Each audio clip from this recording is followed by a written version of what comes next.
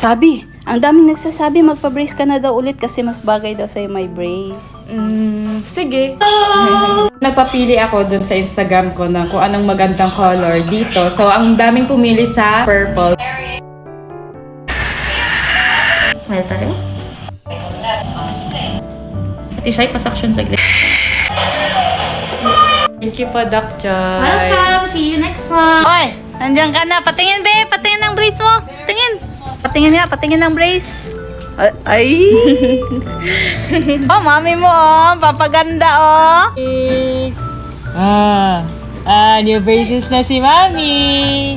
Guys, dahil di na pala ako breastfeeding ngayon kasi yun nga, nawalan ako ng gatas and tinay ko siyang ibalik. Ininom ko lahat ng mga pampagatas, pampalakas ng gatas kasi wala talaga. So ayun, magtatry ako mag-take ulit netong Ishin Premium Glutathione Plus. So nahihirapan pa ako magsalita, guys. Pero nanibago naman ulit ako sa brace ko.